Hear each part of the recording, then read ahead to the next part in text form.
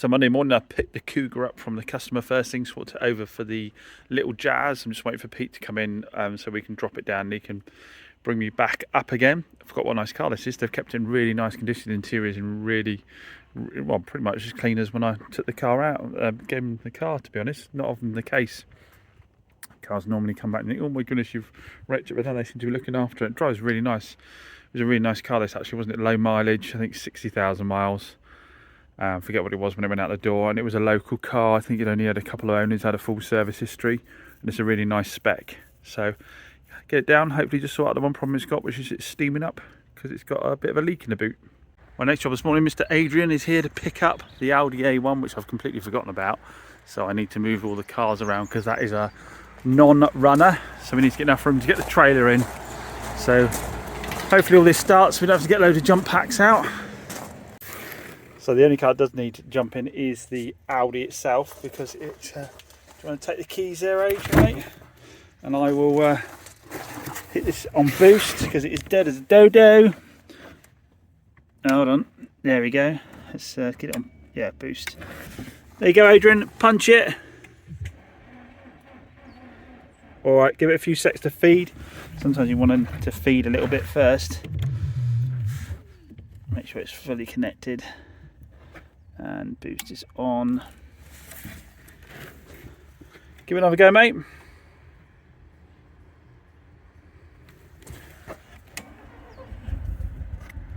There we go, we're away. Nice one. So the top dons are now available with 20% off. I keep saying they are, and I've been jumping the gun because it doesn't start till the 18th. But you can get yourself a top don with 20% off, and these things are just brilliant. Remember, they've got the chargers on top there if you need to charge your phone off them. It's running a bit lumpy. I think we've got a coil pack out, but it hasn't been sitting for a long time, hasn't it? So anyway, we're going to now attempt to get it on a trailer without being able to drive it. Let's see how we get on.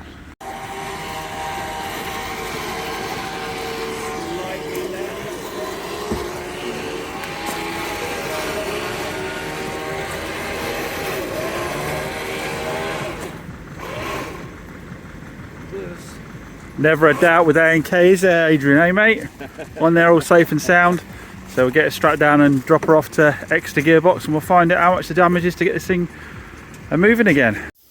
Obviously I'm in a big hurry to get stuff ready before Christmas now, so I decided to pull the Focus in I got the other day, because the only bit of body work it needed was that tiny little bit on the corner, and I thought I'll just crack on and do that. And I haven't done any painting for a while. I do quite enjoy it. So I have pulled out my glue stick as much as I can, and then I have filled and sanded back. It's not too much filler in there at all, to be honest.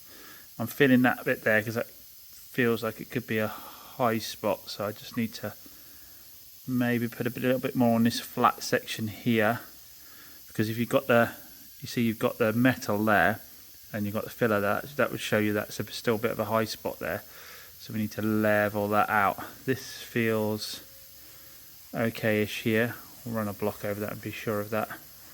That might be a bit of a low spot there, but we'll run some stuff over it now and give it a second go, and then I will do a bit of a guide coat on a double check. So giving it a second going over to make sure we don't have that that low spot anymore. Sorry, get the camera in the right place. And I can feel we've got a much better shape now.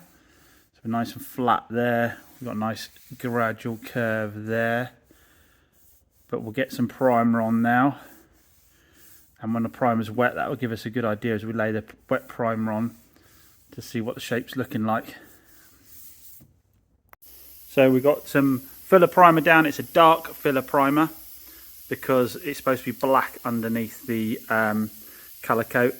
We'll lay a few on this, see if we've got any pinholes left, that kind of thing. Shape is looking okay. I can see in the light the line coming down here, joining up with the line on the bumper there, and that looks all the same thickness all the way down, so that's looking good. So second coat on of the filler primer, and I think definitely got the line bang on there, as you can see. Looking good. So we'll put a few coats of this on. Unfortunately the paint's not arriving. They said they're not sending the second van out today, so this will have to stay overnight, and I will sand and key that up in the morning and get the colour on. Well, last job of the day, sorry it's got dark, is picked up the Cougar from Moores. They did me a solid and got it turned around the same day. They removed the foam box in the boot and they removed the roof rails and resealed underneath the roof rails. Those are the two places we know these can leak, so hopefully that's done the job. I did notice the customer's completely out of washer fluid as well, so on the way in I got a smeary screen, so I've just topped up the washer fluid. I'm going to have to go and put some fuel in it as well because it's actually on, the lights come on since picking up from Moores, and I've still got to drive it about 20 minutes, half hour back there, so I'll have to go and put a bit of fuel in as well. Can't give it back showing on empty. Hopefully do the same with my Honda Jazz. They've been using it. Change of plan. Chap says he doesn't want the Cougar back same day. He'd rather I kept it overnight and tested tomorrow that the water leak resolution has worked, because he's now worried that despite wanting it turned around in the day before, now worrying because they have been able to turn it around in the day that they haven't checked sufficiently that it solved the problem. So I'm hanging on to it and I'm going to douse it with water tomorrow. I'll have Peter here as well. We'll be able to get him to have a look in the car and see if he can see it leaking into the boot while I just douse the outside water as a bit of a test. So yeah, so we'll hang on to it for the moment. When I went down to Moores, I paid the bill for the Hyundai i40 timing chain. So if you remember, this is a car that a subscriber had. After a month or so, he said he could hear some noises when starting the car up. We had to wait a bit longer because it only happened intermittently. Finally, it started to happen consistently, so we booked it in Moores to get it checked out because they assumed it was a timing chain. Turned out it was timing chain. They actually found a broken guide in there. So the bill is £185 for the timing chain kit. Expensive timing chain kit. Seal kit £12.50. Labour was £220. So the total bill was £500 minus the VAT, so £417 I've got to pay out for that one.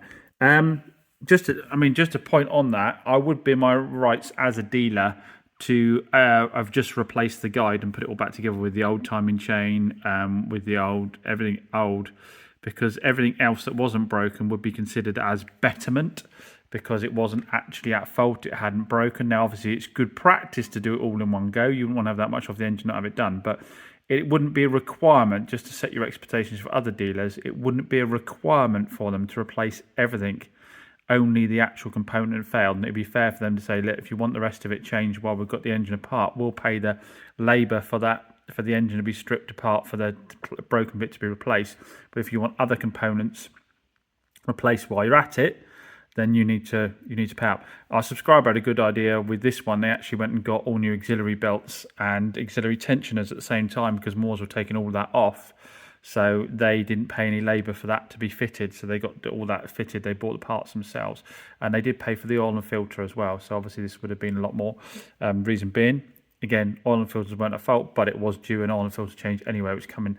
It was only a couple of months off needing doing that. So yeah, so that takes a hefty chunk off of the little Vauxhall we sold at the weekend. Oh, it's fun, isn't it? It's a fun game. It's a fun game. It is just a case of keep pedaling, guys. Keep pedaling, and it will come good. But yeah, if this is the kind of thing, as I've said before, that would knock you, this isn't the game to get into because this can happen quite often. So not quite often. Yeah, claim rates are still low, but the trouble is that anything that gets fixed these days is so expensive to get fixed. It's never you just get like a warranty claim, it's £100. It's always £500, £600, and that's all you make on a car. So for every car you sell, you could be wiping another one out. So yeah, you just have to keep that volume going. Just prep them as best you can before they go out the door and hopes it comes good overall. I think Joe at Shifting Metals' recent video on how much he made in a year is very honest and showed how much he made in a year. Shows that, again, this isn't about us saying we don't make money. It's about saying that please don't think, like seems to be the case out there, that we make thousands of pounds on each car, even my stuff at £5,000 and less. That we make thousands of pounds per car and all we do is wash them and send them out the door. There is a lot more to that. True net profits for a dealer on the average car is about 10 to 15%. But if you then work out their tax liabilities and warranty claims, it could be as low as 5%. You could be buying a car at £5,000, but what really actually ends up in a dealer's pocket on average might only be 250, 300 quid. after everyone has had their little bite, including Mr. Taxman and Mr. Vatman. Anyway, we've got PD in tomorrow. I'm going to drop the Citroen C4 back down to the chap that did the gearbox for me, so he can swap out a new friction plate and resolve. He thinks that he might not have either put the seal on the slave or it's pinched. He's got an idea that's where the oil's coming from. He just put his hands up and said, I'm going to get it sorted for you, so you can't ask more than that. So we're going to drop that back down. So I'm just going to nurse it over there, make sure I don't slip the clutch too much on that. And then we're bringing back the VW up from Malcolm because the dent guy went over and did the dent on the VW up. Just one point on that, I put that video out, didn't I, about the noise the VW up makes, and you all said that yours made similar noises, and as soon as it was warm it was okay. Have I already said this? But by the time I got over to Malcolm's the other day, or halfway to Malcolm's, it was totally silent. There was none of that noise there at all. So exactly as you said, once it's warmed up, it's fine. So, and you've all warned me, James, don't spend money getting second-hand gearboxes and put them in. Don't try and get anything done. It'll just be the way it is. So we'll just do a good oil change on the gearbox, which may well help a little bit. We'll do oil and filters. We'll do the gearbox oil as well. But now all the paint's done on it, we'll get that one up for sale as well. Hopefully I can finish the Focus tomorrow so that we can get that cleaned up and get that up for sale. And then that's a pretty good chunk of the business. We've got a little bit to do on the high-end i30 outside as well. And then we're pretty good into a stock. We're going to bring the reason Pete's coming over is going to bring the Vauxhall Astra in, get that on the ramp and start getting on the gearbox with that ourselves. I've ordered up the new thermostat housing where it was getting a thermostat leak. I've got a second-hand gearbox.